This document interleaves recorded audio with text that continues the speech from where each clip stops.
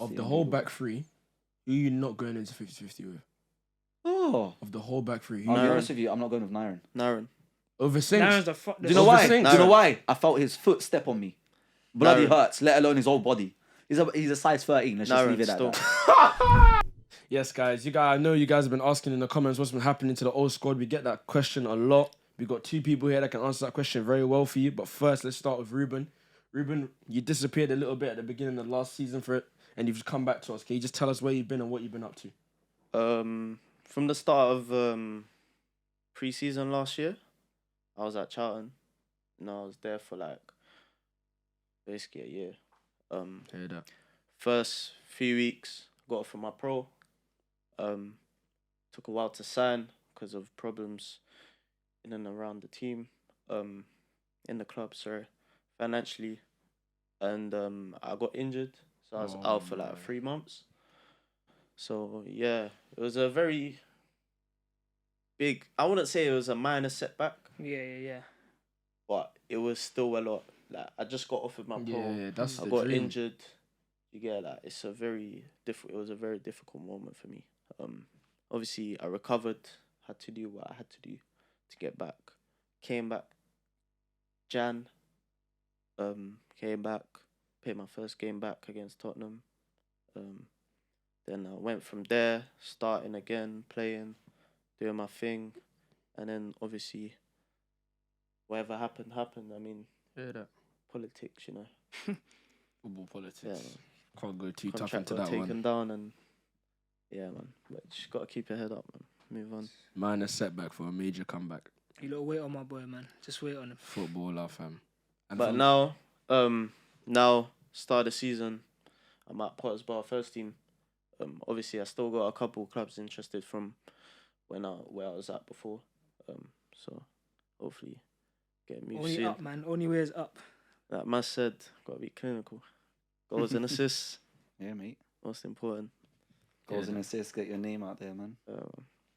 So first off, congratulations, of course. You say that at Pottersburg now. So how's it going there, innit? People want to know what's going on, who you playing with, what's the football like over there? I mean, it's not academy standards, It's not pro level standards where I was playing at before. But obviously, I've played non-league before for Maz at Staines, and it's non-league is where you grow as a person, become a man, start to.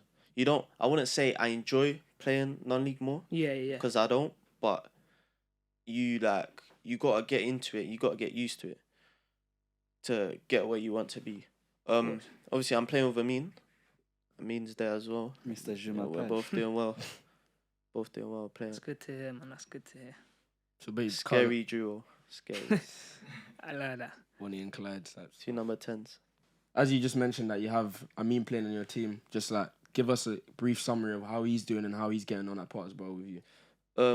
Obviously Amin was there from way back in pre-season, so obviously I've just been there for 2 weeks now. But ever since I've been there, he's been doing well. He's been playing.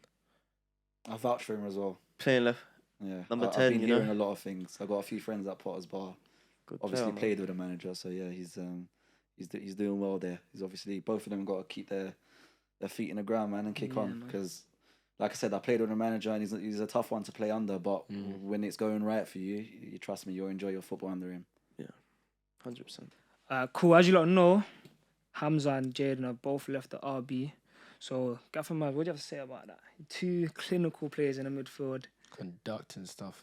That's the word I'd use. I'd use conductors, man. They were my engine room, man.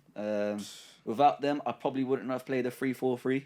I'll be honest with you. They, like I said earlier, they were 2 players that covered every blade of grass as midfielders. Lots of energy, lots of goals in them as well, assists. They brought so much to the team. They literally brought it to life. And that's not saying that other players didn't do anything around them, but the formation wouldn't have worked without them. The 4 people in the middle, and they were instant starters for me week in, week out. So they're obviously moved on to Hendon Football Club, Shock, another club that I've played for and know very well.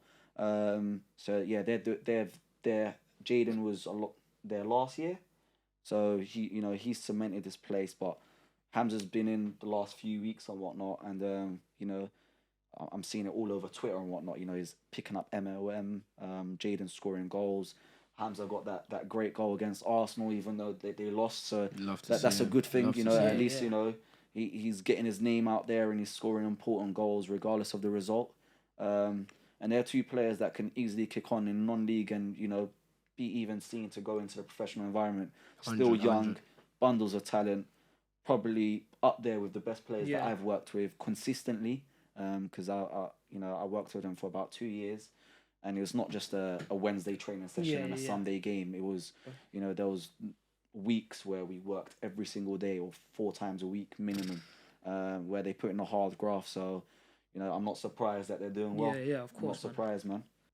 Now, Ruben, we just want to know, as someone that played with both Hamza and Jaden, how do you feel about the two players personally and on a professional footballing level? What do you think of them? Obviously, they're my brothers.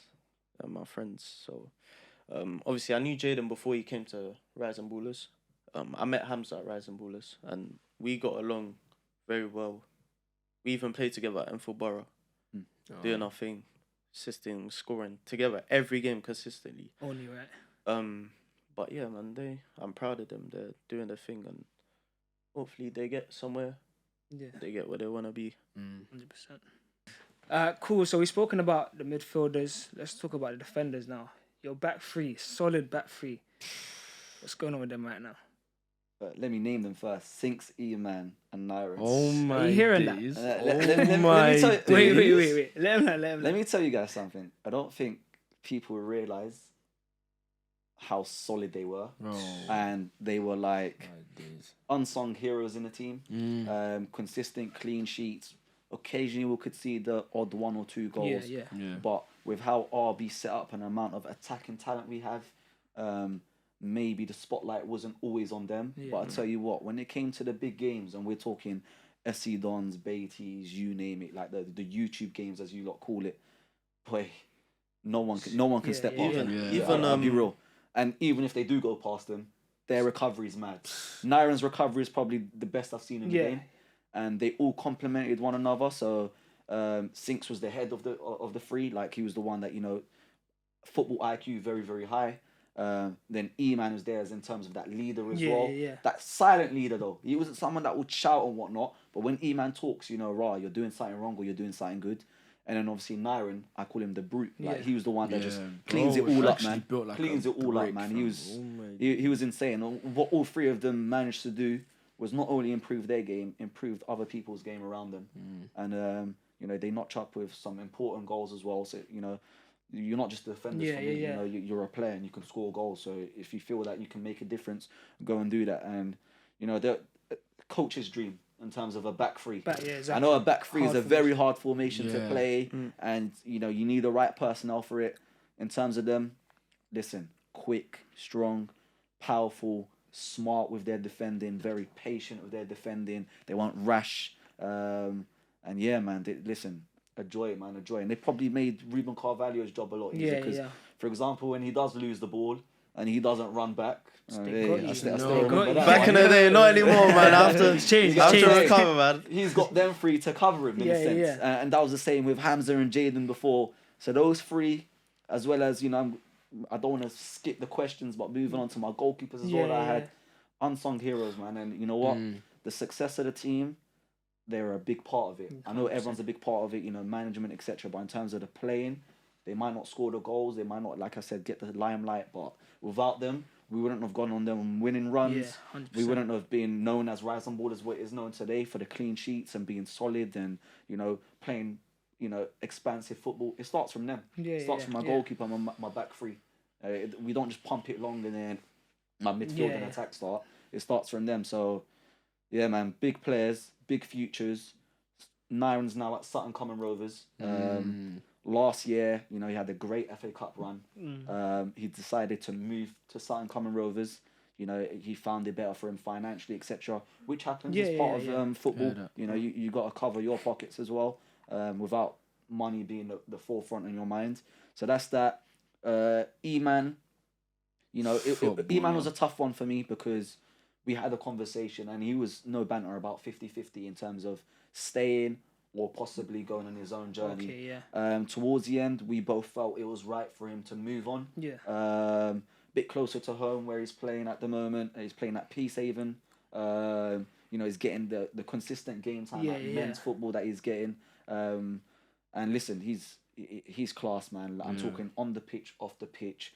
There isn't a moment where I've asked something of him and it wasn't done, or the relationship that he built with the players. Everyone trusts him. The management, Jamie, Brendan, Frosty, Niall, Noah, you name it, Sean. Cameron, the people behind the media, they all trust him. If meet times, you name it. If I'm having a bad day and E-Man go sort out the warm up, he'll go and do it, sort of thing. He's got a very, very good head on his shoulders, and that's it. He's class overall in terms of football. It obviously shows on the pitch, and he just felt that obviously it was getting to an age where he had to make his own journey, and rightly so. But he's recently graduated from uni, so congratulations on that as well. And I wish him all the best. But like I said, they might have left, but they're still close by, man. They're still close by. And in terms of Sinks is another one. He was one of the older players in the group. Decided to really kick on with his non-league journey, and rightly so. Great player, like I said before. And he was one that really helped me out at the start of RB.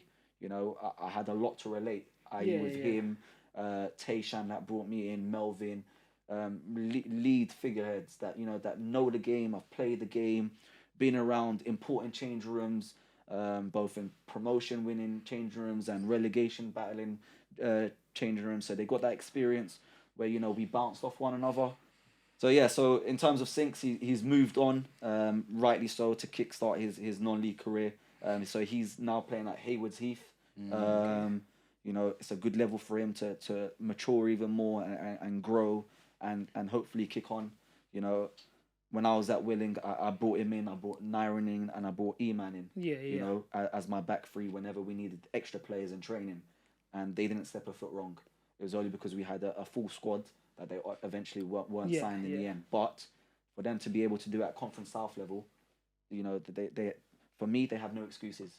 It's a big season for them, and they need to kick on, and I'm sure they will kick on. 100%. So all the best to them as well.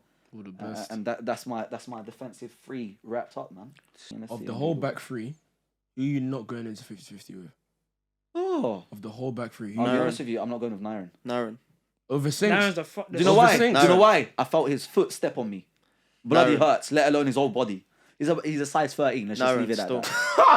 Nyron is, bro. Nyron is naturally fake, bro. Over Sinks? Nah, bro. Yes, bro. Obviously the keeper, Melvin Minter. Obviously I already said his mindset is different. My opinion. Obviously I used to go with him to training and matches. Yeah. He used to drive me, take me there, and he used to give me a lot of advice and on and off the pitch, and I also took it upon me and started listening to him and started improving mentally. Yeah. I think for me, outside, obviously I've played where I've played with the top players that are playing top level. He is one of the best keepers I've ever played with. Yeah, I agree. 100%. Safest. Do you know what's crazy? I saw his journey because obviously I was in the same change room as him. And not that he wasn't a good goalkeeper then. He was a fantastic goalkeeper that didn't get a look in at the time purely because of age. And he made that decision where to play Saturdays. Saturdays for his local non-league team, Sundays with RB, and he climbed up the pyramid. And it was just patience. And you know what? Fair play to him, because you don't hear that story a lot of a 25-year-old turning pro. He signed his pro contract. It was a bit unfortunate not to get minutes there at the club. It was a big club. They had about 3 goalkeepers at the time, anyways. So for him to even go through the door is a testament to him. And obviously, his name rings bells now in the league system. And now he's nicked a move to Chesterfield. So, congrats to him as well. It's another big opportunity for him to, push on and hopefully get an even better move. Why not? So that's Melvin. But I also want to talk about my other goalkeeper, who's, Aliu. Mr. Safe Hands. Mr. Safe Hands 2.0, man. Hero, bro. 2.0. Mr. Safe Hands 2.0, all right? Because he came in, and like Rubinho said, all right, those shoes were hard to fill. Having Melvin, he was more than just a goalkeeper. That's a fact. He was someone in the change room that, wow, when players look up to him, I'm talking more than just respect. I know everyone respects each other anyways, but like you said, the advice that he gives, even to me as a coach, sometimes he'll pull me to a side and be like, hey, Gaffer, maybe you should, speak to this guy a bit better, or speak to this guy, or maybe do this. And he was always the one that would maybe come to me before a game. All right, what formation are we playing? What team are we playing? It was good to see. It was an eye opener that, wow, someone's fully engaged. He was all in, committed, and that's why he's getting the success that he is. But in terms of moving on to the next keeper, Mr. Safans 2.0, Aliou, listen, he came in and he was rocky. Yeah. He was already rocky in our eyes is because of what we had before in terms of Melvin. So we started thinking, we started comparing, and it wasn't fair. It wasn't fair on him. But through patience, through game time, through training, learning and listening, and to begin with, he was getting ripped by the players in training. Now I'm scratching my head thinking, is he going to be good for Sunday League? And now look at him, he's great goalkeeper. His footwork's improved massively. His distribution. Overall, when I talk about Aliou, I think of one game, man. If you lot know what game it is, then you lot are true RB supporters and whatnot. If you don't know the game, then you don't know the game. Did I play that game? No, you never played that game. What game? Huddersfield, mate. See Huddersfield. Okay, yeah. Nah, I do. Can't lie. He was. Listen, the saves he made at Huddersfield, yeah. Let me tell you something. It was like he was the pro goalkeeper that was given to us, and we gave them an RB. No offense, Sunday keeper to go and goal for them. That was the difference. He was class. He didn't have the opportunity in the end, unfortunately. And I think that was just down to age. He was getting a bit on in terms of 22. So he's on a similar journey as Melvin. But listen, good head on his shoulders. And fair play to him and the other player, E-Man as well. They travel from Brighton, man. Yeah, man. And never late. Never late. And if they are late, they let me know in advance. Great people, great players. So yeah, Aliou, good luck. He's at Lewis, currently on loan. Can't update you on the club that he's on loan. We'll probably pin it down. All right, it's a very difficult club to remember off the top of my head. But yeah, man. Congrats, so he's in the non-league scene as well, and he's doing well. Only right, can't lie, bro. When I saw, Melvin's story, whoa.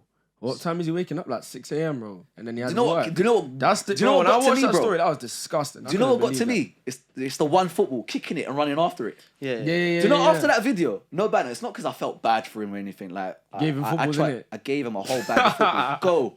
Just go and train, bro. Go and train. I had some old footballs in the shed, and I was like, Melvin, they're no use to me, man. And fair play to him. He came all the way from, I don't know where, East, I think, always came to my house, collected them, and boy, that was maybe 3 months after he's nicked. 3 months before he nicked the move.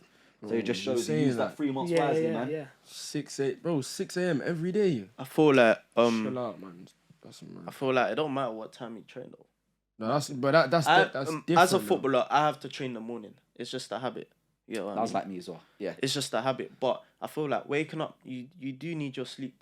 Yeah, but if you're gonna wake up at 5 a.m. to train, you gotta go sleep early. All right, but this is where I counter it, bro. This is why I counter it.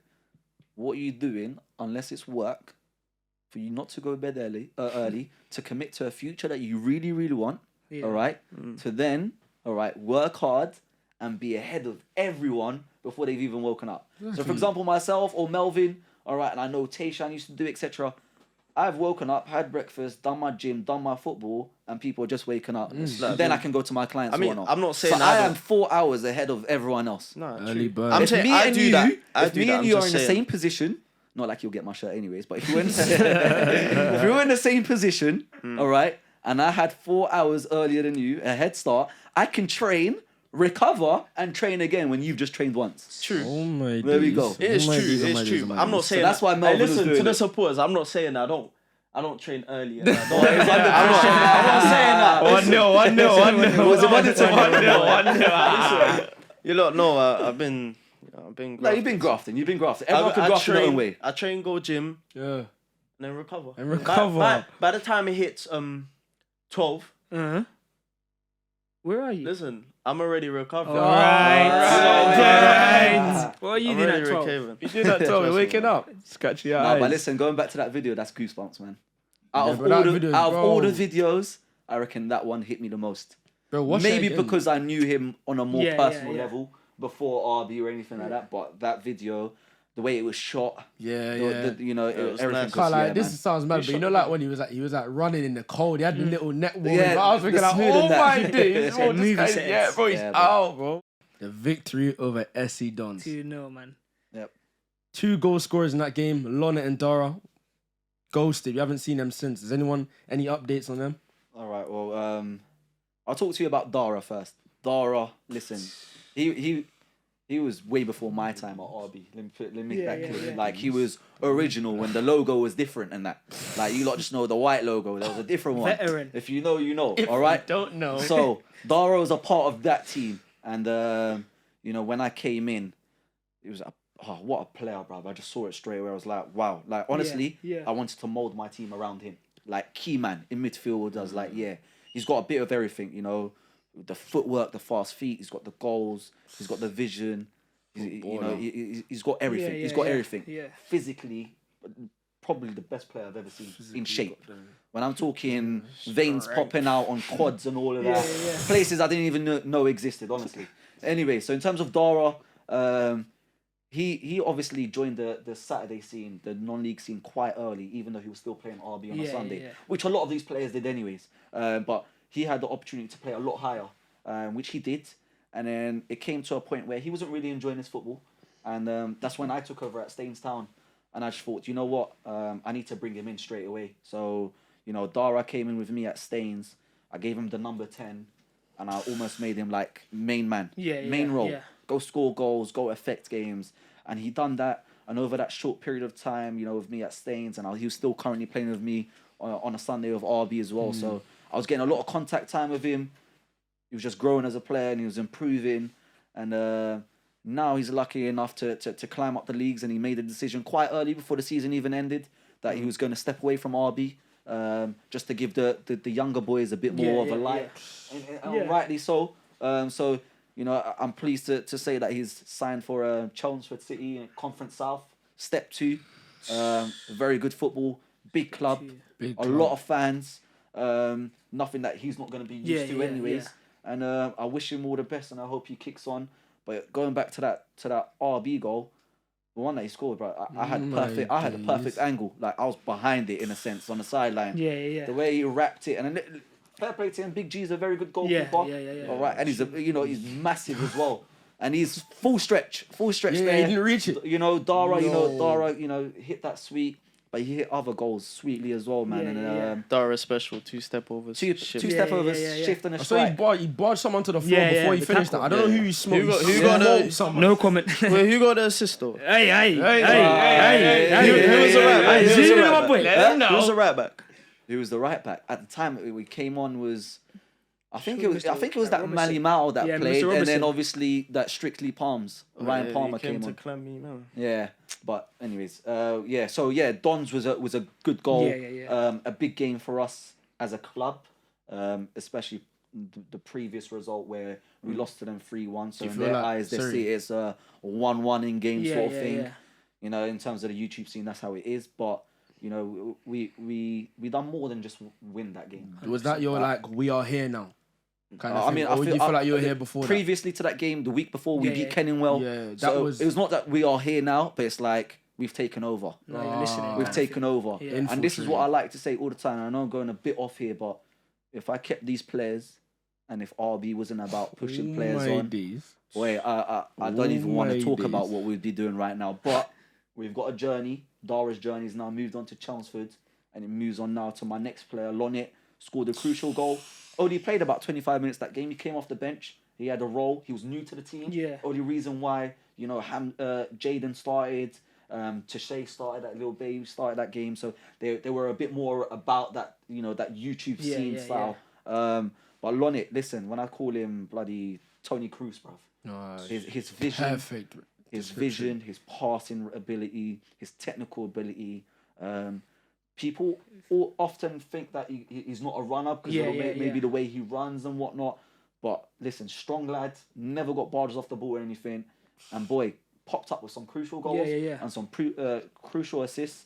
And what a player. He's now stayed at Uxbridge. So that's another good level as well for him to kickstart. You know, he's starting there week in, week out, getting his men's football in. I do believe that he could be playing a lot higher, even right now. 100%. So, you know, that's me helping him get another club or him helping himself. You know, that's another question. But, yeah, man, what a player. What a player. Them two... Man. RB legends for that game, man. RB legends. Footballers, fam. Footballers. No pun intended. Footballer. Cool. Even though we already spoke about the defenders, just one that we haven't mentioned is Luke. What's going on with Luke? How is he? What's his football saying? Luke came in before COVID. And he probably doesn't mind me saying this. He was in fantastic shape. And then with COVID, you know, I wouldn't say he let himself go, but he obviously wasn't as motivated for ball and whatnot. And he came back, and he didn't come back in shape. And I let him know, and that's normal as a footballer. Sometimes they go through that. But his determination, all right, and his mindset to get his body and his mind ready for a football season, to kickstart and play some proper football with fantastic footballers week in, week out, was second to none, honestly. Like, he would be sending me private videos of, like, him going on runs, you know, tracking himself. Like, he was serious about it. And it was no surprise towards the end. You know, he was starting week in, week out, and I even had to change to a back four. Where E-Man is now getting shifted as a right back, and I'm playing two centre-halves with Sinks and Lyron and him at left back. Even though he's a centre-half, he was comfortable playing left back, and, you know, that's credit to him for even, you know, squeezing into the team, because the team was, you know, listen, it's a very, very good team. So that's him. He's at St. Neots Town. He's with my other defender, which you haven't mentioned, but I'm going to let you off. All right? My John Terry, Charlie Johnson. Oh, my God. How can we forget, bro? Yeah, you can't forget him, man. Listen, every game he's got one diag. All right? Ruben would have loved it if he played with him. Did you play with him? One or two games? First game. Highgate? Back. Highgate? Yeah, it was Highgate. Stars, you played on Highgate. So you played the Stars where the pitch was a bit narrow and whatnot. If you played in any other game, the diags that he goes from right to left, amazing. So he's another player. Both of them are St. Neots Town. Amazing club. I've played against it a number of times. You know, the facilities, you name it, well run. Charlie's a coach himself. He's taking his coaching serious on the side as well. So good luck to him on that with player pathways. So yeah, man, both of them kicking on. I'm glad that they're still teammates. Yeah, exactly. And yeah, man, listen, they done well to come in towards the end when I had to shuffle the pack, or whenever I had, you know, one of the five defenders or you know, missing. They always come in out of position, in position, wherever it may be. They do a job, and they do a job. You know what? Honestly, man. So fair play to them. Fair play to them. What player? Cool. So next up, we're gonna do some wing backs. Aziz and Junior Paiva. What just say about them, T? I'll start with Junior Paiva. Those of you that know Junior Paiva and have been a part of this RB journey from the start. Big player. When I first came in, he was my first signing. Yeah. I brought in Junior Paiva. He was only 16 at the time, or not even turned 16 actually, and played in fullback, and he was playing left back. And when I tell you, he was around Gim, Darius, all these, you know, Taish, PK. You know, he played the big game. You hearing them? What's the game again? Hidden Talent. That's it. I came to watch that game. I remember that game. You know, he was part of them games there. You know, where listen, he was the youngest on the pitch by far, but you wouldn't even tell. Like the ability levels were crazy. Mentality, what a player up here. You know, he's all clued on, and then obviously, rightly so, he got his scholarship at QPR. Done his 2 years there. Unfortunately, it didn't work out for him there. So towards the end of last season, you've obviously saw that, you know, he came back to us, get that game time while he was looking elsewhere for clubs, which is, you know, I'm thankful that he sees Rise and Ballers as that place where it's home. You know, not because he's comfortable, but he knows that we'll look after him in a sense. Get that game time, keep him sharp, keep him fit, and then obviously move on. At the moment, he's still here, there, and everywhere, trialing for clubs, seeing what the right option is for him. But like I said, like the doors open for him to come back, but in a nice way. I don't want him to come back. Young Marcelo. I want to see him push on, especially with the CV that he's got behind him. You know, it should definitely help him out. But like I said, his feet need to do the talking, and I'm sure they will. So that's Junior, and then Aziz, my left back / left wing back. Now, when he came in, his first game was Stars, and I was like, oof. Like, I loved him in training, energy, Yeah, natural yeah. lefty, like cultured. When I say Yeah. cultured, I'm talking cultured, like all lefty, you know, athletic. He's got that bit weird sort of run/bound on him, like where he's like galloping sort of thing, and he picks up speed as he goes. But when I tell you, forget about football, in terms of a character, one of the funniest players I've been around. And he doesn't even mean to be funny. And that energy, you know, it transfers towards the players and then into his football. And he was fantastic towards the end of it. You know, he played Saturday football anyways before. And he's continued to stay there, which is, you know, fair on him. It's his decision. Yeah. And I hope he kicks on, man. Yeah, so that's Aziz. Another player we didn't really talk about. What do you have to say about Emmanuel? Obviously, myself, I played with him, so. Emmanuel. Manny. Well, I was telling the story to these guys before, but he was a player that played against my non-league team when I was part of Welling, and he absolutely bullied our centre halves. You know, that pre-season friendly, and I actually waited for him at the car park after the game, got his number. He obviously knew about RB, but not much. Unfortunately, after that game, he then played another game for Averley because that's his Saturday team. Got injured, was out for maybe 2 months or so. So we stayed in contact, but not much because I was really after a striker at them times. I thought that was the position we was lacking. Managed to get him in, and boy, probably one of my favourite signings towards the end of that old RB team. Purely, you know, energy, commitment, crucial goals scored, all-round general team play, regardless whether it was left wing, right wing, striker, done a job for the team. And it goes back to, you know, Highgate Albion, man, that header. It's like he was... He scored 2, right? Yeah, he scored 2. He scored the other one with Kamal, where, you know, he done that 1-2. But when I talk about the header and the cross that you gave to him, the hang time in the air, it was like prime Ronaldo. It was like prime Ronaldo, no banter. And... you know, he scored some fantastic headers, and I think he was the only one that really scored headers for RB as an attacking player. My defenders obviously would pop up with a few. And Darron, Six has.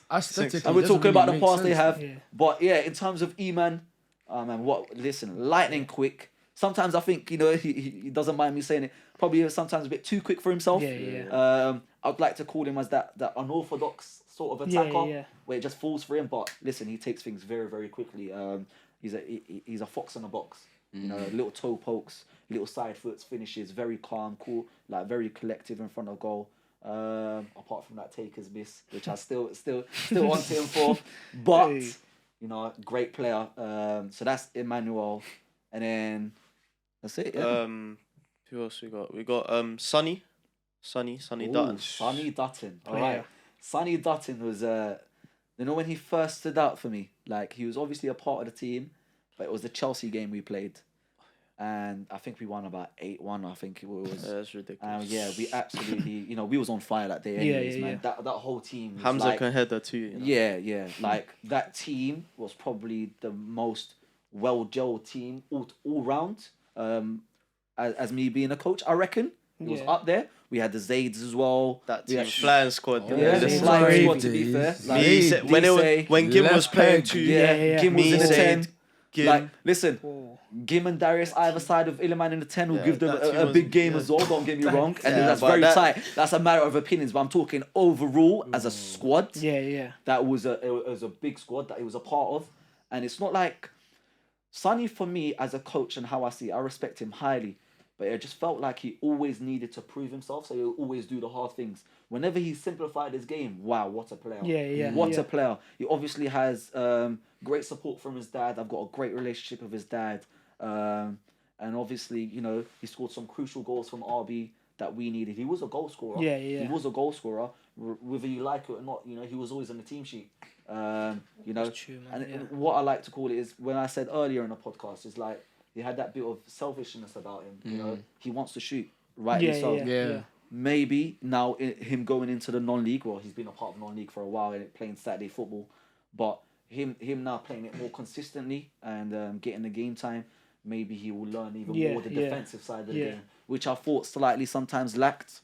But you know, it's a learning curve for him, and I enjoy them. And listen, for someone that's 6 foot plus, I'm talking maybe 6'3" or something, his feet were a joke. His feet were a joke. So Yeah, man. Credit to him and his training, bro. He's doing something, right? Only man. So, that's another one. Sonny, proper goal scorer. And wish him all the best, man.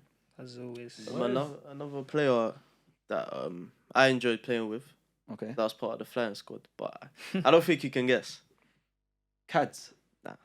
Corey. Yeah, I knew you were going to say Corey, come on. What a player. All right, let me talk to you about Corey. All right? See, Corey, I got so much love for him, I don't think he understands. Even yesterday, I was talking to him. All right? I want this guy to get fit more than I think he wants to get fit. Yeah. And that's no disrespect to his mentality or his mindset, because I know he wants to get back to full fitness. He gets these recurring niggles and injuries and whatnot. And listen, fantastic footballer. When I'm talking natural left foot, right foot, you don't know which one. Yeah. And I first saw it in his first couple of games. He took a free kick with his left, went and took a corner with his right. Then we had a free kick edge of the box with his right, hit the bar, and I'm just like, whoa, what foot is this guy? Even the people on the sideline thinking, wow, what a player. Passing ability, but his main thing is his football IQ. I don't know if that's from playing FIFA too much. All right, he's FIFA king out of the, I'd like to think out of the. The first team. That's what I'm saying. Corey, play me. Listen, Corey is up there. He's a great gamer in a sense. With his Call of Duty and FIFA and that. Yeah. But in terms of his football, what a player, man. He will hopefully be back at RB. I do want him a part of it. He is committed to this season coming forward. But before he can commit, he needs to commit to himself and his training regime and get himself ready. He's had obviously a lot of ups and downs, personal issues, etc. So, it all shapes the individual. And hopefully right now it's going to shape him to become a stronger man and a better footballer for it, most importantly as well. So, he'll be back on your screens quite soon, man. All right, cool. That's the podcast over. It's been your boy T1, the Great. And this has been your boy LB. Massive thanks to Gaffer Maz and Ruben for turning up, being part of the podcast. Please let us know down in the comments who you want for the next episode. Don't forget to like, comment, share, subscribe. You got to add all of that. We're doing it the Gaffer Maz way.